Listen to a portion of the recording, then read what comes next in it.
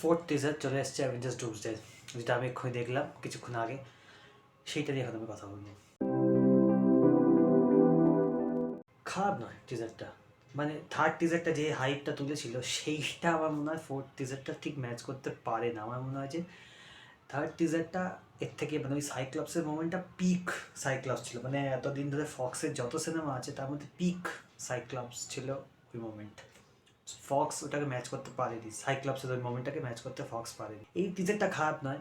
আমরা দেখতে পাচ্ছি সুরি ডেজার্টের মধ্যে দিয়ে হেঁটে যাচ্ছে, তার সাথে বলছে যে ডিউটি নিয়ে, যে সবাইকে সে হারিয়ে ফেলেছে, এখন তার ডিউটি আছে।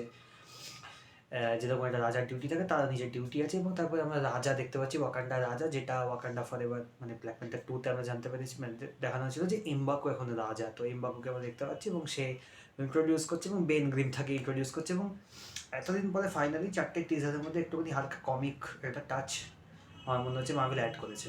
এর আগের টিজারগুলো খুব সিরিয়াস নোটে ছিল। এই নোটটা মানে এই সিরিয়াস টিজারটাতে ওই জায়গাটিতে যেখানে বেন গ্রিম বলছে বেন ফ্রম ইয়ান সিস্টির, ওটা হালকা একটা কমিক, একটা হালকা ভাইব আছে, মানে কমিক ইন দ্য সেন্স কোনো কমিক মানে কমিক্স কমেডি হালকা একটা ভাইব আছে এবং সেটা ভালো ছিল।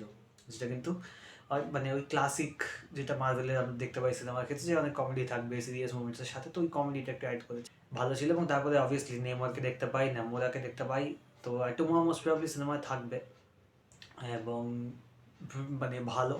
এবং লাস্টে যখন তারা একটা শিপে উঠছে এবং সুরি পিছন দিকে তাকাচ্ছে এবং ওই জায়গাতে মিউজিকটা বাজছে, ওই মিউজিকটা ব্রিলিয়ান্ট।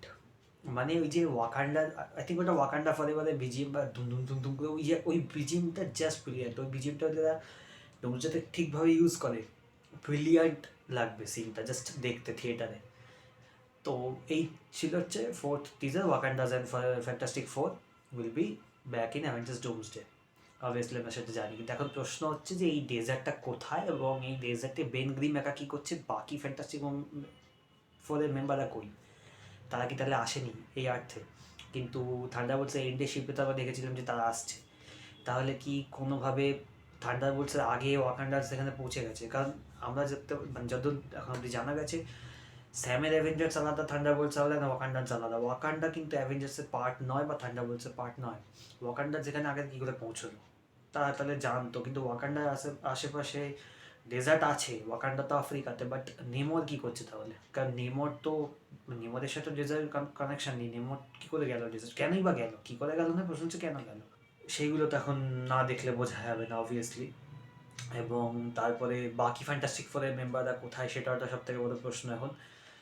এক হতে পারে যে থান্ডারবোল্টসের এন্ডিংয়ে যেটা দেখেছিলাম সেটা আলাদা আলাদা হয়ে গেছে ফ্যান্টাসি ফোরের মেম্বাররা, কেউ হয়তো নিউ ইয়র্কে এসছে, কেউ হয়তো এখানে ডেজার্টে এসছে, সেটা হতে পারে। অথবা হতে পারে আলাদা আর্থে চলে গেছে, হয়তো কোনো ফ্যান্টাস্টিক ফোরের মেম্বার এক্সম্যানের আর্থে গেছে, কেউ এখানে চলে এসছে। এবং যেটা আমরা জানতে পারি যে নাইট ক্রাউলের সাথে মিস্টার ফ্যান্টাস্টিকের একটা ফাইট হবে জানা যাচ্ছে, তো সেটা হতে পারে হয়তো রিড রিচার্ডস ওই আর্থে গিয়ে পৌঁছেছে এবং বেন গ্রিম এখানে এসছে।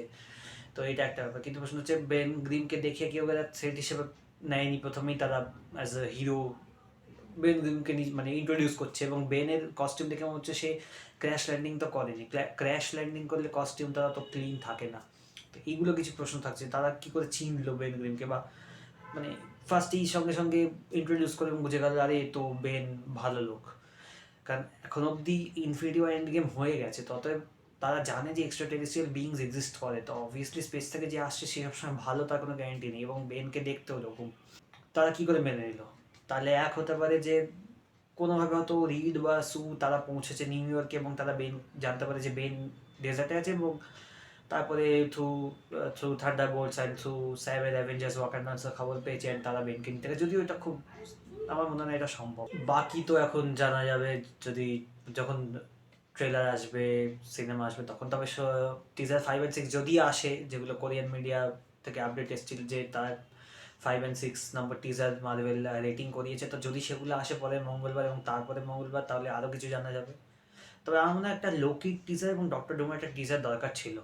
তবে এখন তো আবার নতুন আপডেট জানা আছে যে ডক্টর ডুম নিজের মাস্ক খুলবে না, বা মাস্ক খুললে হচ্ছে কেন টনি স্টার্কের মতো দেখতে সেটা রিভিল করবে না ডুমসডেতে, সিক্রেট ওয়ার্ডসে কি রিভিল হবে। এটা আবার আমার মনে হয় একটুখানি মানে এটা যদি হয় সিনেমাতে ব্যাকল্যাশ হতে পারে সিনেমাটা। কারণ আমার মনে হয় না লোকে মানে অলরেডি যখন জানে যে RDJ ইজ ডুম, তাহলে এত মানে গোটা সিনেমাটা ওয়েট কেন করবে?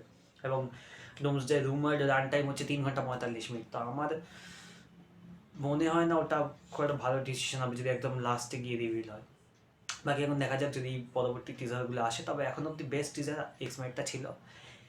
আমি এটাকে থার্ড রাখবো, সেকেন্ড আমি থরকে রাখবো, কারণ যেহেতু থর এক মানে লিটারাল গড, সে প্রে করছে, তাই থরের টিজারটাকে আমি সেকেন্ডে রাখবো, এটা থার্ড। অ্যান্ড দেন স্টিভের টিজারটা অবভিয়াসলি ফোর্থ। ওটা কাইন্ড অফ পয়েন্টলেস ছিল, কারণ আমরা জানতাম যে স্টিভ আসছে, এবং সেটা আমার মনে হয় জাস্ট মানে কিছুই দেখানো হয়নি এক্সট্রাঅর্ডিনারি। জাস্ট একটা বাচ্চা আছে, সেটাও যে মানে সেটা যদি কোনো ইম্পর্টেন্ট হয় সেটা তো সিনেমায় আসলে জানা যাবে না, আদারওয়াইজ ওই জিনিসটা পুরোপুরি পয়েন্টলেস হয়ে যাবে।